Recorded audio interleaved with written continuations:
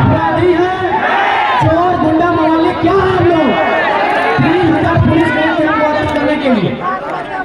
हम लोग का अपराध क्या है कि आज से 2 साल 2.5 साल पहले स्टूडेंट की मांग को लेकर, छात्रों की मांग को लेकर हम लोगों ने विधानसभा के सामने धरना दिया था। अरे भाई, विधानसभा के सामने धरना देना इतना बड़ा अपराध है कि आप 3000 पुलिस लेके आए। चलिए ठीक है, आप पुलिस आए तो आए, क्योंकि हमारा आंदोलन झारखंड सरकार से था, यानी झारखंड सरकार की पुलिस आ सकती है, उनका स्वागत है, वो हमको अरेस्ट कर सकती थी। लेकिन एक सवाल, यहाँ सीएसएफ के भी जवान बैठे हैं, वहाँ सीआरपीएफ की पुलिस आई थी। सीआरपीएफ क्यों आई थी? एक सवाल हमको दीजिए, हम बहुत कम उम्र का लड़का है। सीआरपीएफ क्यों आई थी वहाँ? यहाँ मीडिया कर्मी है, पढ़े लिखे प्रमुख मीडिया कर्मी है, हमारे साथ सुप्रीम कोर्ट के वकील आए हैं, शायद इसी भीड़ में बैठे हैं, हालांकि उनको एक मौका नहीं दे पाए। सीआरपीएफ क्यों आई थी झारखंड वासियों, बताइए। सीआरपीएफ कब जाती है? सीआरपीएफ सेंट्रल पुलिस होती है, हमारी लड़ाई नियोजन नीति की राज्य सरकार से है। सीआरपीएफ क्यों आई थी, मैं ये सवाल पूछना चाहता हूं। आखिर ये लोग कब तक जालसाजी करेंगे? ये कब तक इस मिट्टी में रक्त मांगेंगे? कभी इस मिट्टी में शहीद सुनील महतो की हत्या होती है, इसी मिट्टी में निर्मल दास को शहादत देना पड़ता है, और इसी मिट्टी में शेख भिखारी, इसी मिट्टी में बिरसा भगवान को शहादत देना है। आखिर इस राज्य के लोग जब अपने हक अधिकार की बात करते हैं, इस राज्य के लोग खनिज संपदा पे अपने अधिकार की बात करते हैं, तब इस प्रकार साजिश क्यों किया जाता है? ये सवाल पूछना चाहिए। अरे 3000 जो पुलिस उठ गए, 3000 पुलिस, लगभग 8 की 10 डीएसपी इंक्लूडिंग एसपी महोदय जो हमें डिटेन करने के लिए आए थे। चलिए, स्वागत है आपका, अच्छा किया आप डिटेन करने के लिए आए, लेकिन जितना अलर्ट और जितना आप उस दिन अलर्ट से हमको डिटेन करने के लिए, काश अगर कोयला चोर, बालू चोर, लकड़ी चोर, लोहा चोर, माफिया के साथ अलर्ट होते हैं तो झारखंड स्वर्ग से सुंदर हो जाता।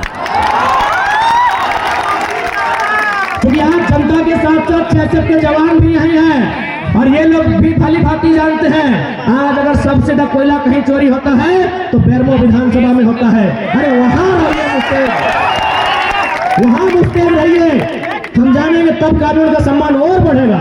और हम लोग भी चाहते हैं कि कानून के नजरों में सबका एक इंसाफ हो, कानून सबके साथ इंसाफ करे, इसीलिए लोग संविधान के रास्ते से चलना चाहते हैं। लेकिन सवाल ये बनता है कि आज अगर कोई हक हुकूक की बात करे, आज कोई अपने अधिकार की बात करे, आज कोई अपने अधिकारों की सुरक्षा की बात करे, तो आप उनको फर्जी केस लगाएंगे, उनके साथ प्रेशर बनाएंगे। अगर प्रेशर बनाना है तो इस राज्य को छोड़िए, इस जिला के, इस कोयलांचल के माफियाओं पर प्रेशर बनाइए, दबंगों पर प्रेशर बनाइए, गुंडों पर प्रेशर बनाइए। ये कोयलांचल के साथ साथ पूरा झारखंड जाएगा। तो सिर्फ अपने तोहनी के पहले तोहनी आशीर्वाद की जरूरत है, ताकि तोहनी का आशीर्वाद नहीं रहता है तो आज हमने इतना बड़ा मुसीबत के टाले नहीं पड़ता लिए। इसलिए आज तोहनी का आशीर्वाद की बहुत आवश्यकता है। अब थोड़ा सा हमने बात करें ये लोकसभा चुनाव के विषय में। लोकसभा चुनाव 25 तारीख के वोटिंग होता है, तारीख याद हो ना? 25 तारीख के जिस दिन हमने वोटिंग करवा, जिस दिन हमने वोटिंग करवा, उस दिन ध्यान से देखिए कि आकाश भी धिपल तातल रहता है और धरतियों धिपल तातल रहता है।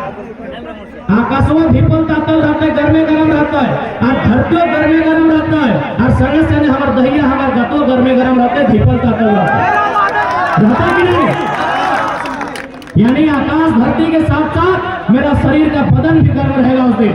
हम माथे को पसीने से पोंछेंगे, अपने सर को पोंछेंगे, लेकिन फिर भी मतदान करने के लिए जाते हैं। क्यों जाते हैं? जबकि इसी समय हमारी माता, हमारे पिता अगर हमें कोई काम करने के लिए कहें तो हम साफ मना कर देंगे कि बाबू शाम को बोलिएगा, शाम को थोड़ा हम काम कर देंगे, अभी गर्मी बहुत ज्यादा है। लेकिन 25 तारीख को हम लोग बहुत भारी गर्मी में 45 डिग्री के टेम्परेचर में वोट देने के लिए जाएंगे। क्यों? हमको विश्वास है, हमें आशा है कि जिस नेता को हम लोग वोट देंगे, जब वो चुनाव जीतेगा, हमारे बच्चों के भविष्य की बात करेगा, हमारे गांव को सुरक्षा प्रदान करेगा, हमारे आने वाली पीढ़ी की दवाई, पढ़ाई, कमाई की बात करेगा। इसीलिए हम लोग वोट करते हैं कि जो नेता चुन के जाएगा, जो नेता जीत के जाएगा, वो हमारे बच्चों के दवाई, कमाई, पढ़ाई की बात करेगा। लेकिन आज देखिए, यही ये बेरमो विधानसभा और गिरिडीह लोकसभा है। अगर गिरिडीह लोकसभा के सांसद की बात करें, उन्हें कभी फुर्सत नहीं मिला कि झारखंड के जनमानस के बच्चों की चिंता की जाए। उन्हें क्या फुर्सत मिला कि गिरिडीह से सांसद और पत्नी रामगढ़ से विधायक। अब बात करते हैं बेरमो के विधायक की, मुख्यमंत्री के सालों की। पिताजी आज उनके दुनिया में नहीं है, उनको नमन करते हैं। लेकिन सवाल यहाँ है बेरमो के विधायक का। खुद बेरमो से विधायक, दादा है यहाँ विधायक, और भौजी धनबाद से लोकसभा के प्रत्याशी।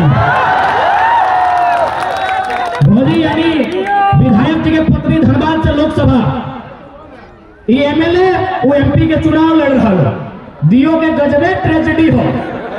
ये गिरिडीह लोकसभा और बेरमो विधानसभा के कहानी गजबे हो। एगो के पति सांसद, पत्नी विधायक, एगो के पति विधायक और पत्नी सांसद के प्रत्याशी। मैंने तोहनी घर गोष्ठी सब तोहनी है। कोयला भी तोड़, बालू भी तोड़, लोहा भी तोड़, ढेका भी तोड़, पत्थर भी तोड़, और हमारे पति माच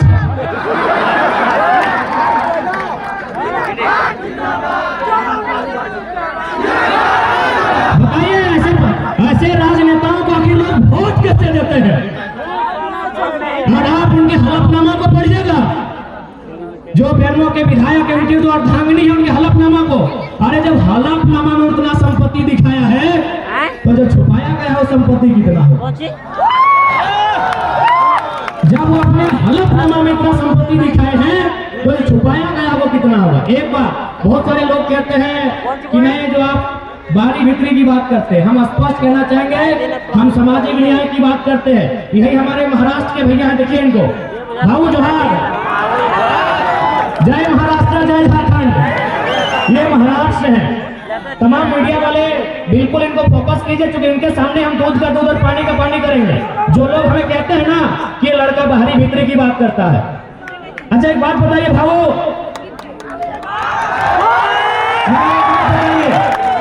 आपके इशारों में बताइए, इशारों से बताइए, क्या महाराष्ट्र में हमारे झारखंड के अगर कोई बच्चे जाएंगे, वहाँ जो सरकारी नौकरियां हैं, डीएसपी वगैरह, बीडीओ वगैरह, सीओ वगैरह, तहसीलदार, दीवानी जो भी है, क्या वो फॉर्म भर के बन सकते हैं? सुनिए, महाराष्ट्र के भैया हैं, इनको हम कोई फोर्स नहीं किए हैं। मीडिया वाले इनको बिल्कुल फोकस कीजिए। जो कहते हैं जन्म माँ को बाहरी भीतरी की लड़ाई करता है, अरे भाई हमारे लोग भी महाराष्ट्र में रहते हैं, हम लोग मजदूरी का काम करते हैं, हम लोग महाराष्ट्र का धन्यवाद भी देते हैं कि चलो भाई हमें रोजी रोजगार के लिए जगह दिया। बिल्कुल हम लोग महाराष्ट्र के अलावा उन तमाम राज्यों का, बाकायदा बिहार और यूपी क्यों ना रहे, अगर हमारे मजदूर वहाँ पटना में, इलाहाबाद में रहकर मजदूरी करते हैं, उनका हम धन्यवाद देते हैं, क्योंकि हमें मालूम है वो राज्य हमारा नहीं है, और तो हमें वहाँ राज्यवासियों का अधिकार नहीं मिलेगा। बात बराबर है भाई? सही बात है ना? यानी अगर हम कहें कि महाराष्ट्र मराठियों का है, कोई दिक्कत नहीं, गुजरात गुजरातियों का है, कोई दिक्कत नहीं, बंगाल बंगालियों का है, कोई दिक्कत नहीं, बिहार बिहारियों का है, बरोबर है? तो अगर हम कहें झारखंड झारखंडियों का है, तो दिक्कत होना चाहिए। आप बनाएंगे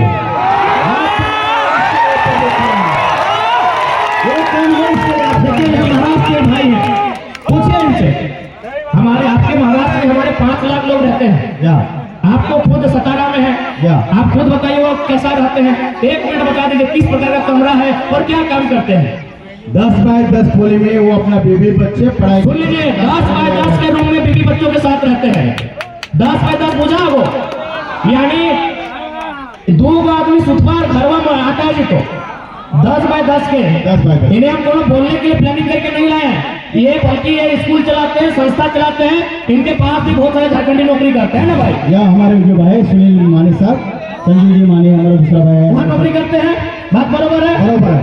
10 बाय 10 के कमरे में, सुन लीजिए, 10 बाय 10 के कमरे में एक मराठी भाई यहाँ खड़ा होकर बोल रहे हैं, आज 50,000 की भीड़ में बोल रहे हैं कि जो झारखंडी वहाँ रहते हैं 10 बाय 10 के कमरे में, उसी कमरे में पत्नी भी रहती है, हाँ पति भी रहते हैं, बच्चे भी रहते हैं, सगे वाले भी रहते हैं, सगे वाले भी रहते हैं, वाले आएगा नहीं वो भी उधर रहते हैं। 10 बाय 10 के कमरे में पूरा परिवार रहता है। हमारी लड़ाई कैसे गलत है भाई? कौन हिसाब से गलत है? अब एक बात हम क्लियर कहना चाहेंगे, जो लोग हमारी बात को सुन रहे हैं, वो झारखंड के अलावा किसी राज्य से रहे। हमारी लड़ाई किसी राज्यवासी से नहीं है, बात को समझिए। हम बात कर रहे हैं 1932 खतियान की। अब सवाल है कि 1932 का खतियान का मतलब ये थोड़ी है कि जो लोग खतियानधारी नहीं है राज्य से चले जाए, ऐसा किसने कहा आपको? बिल्कुल नहीं।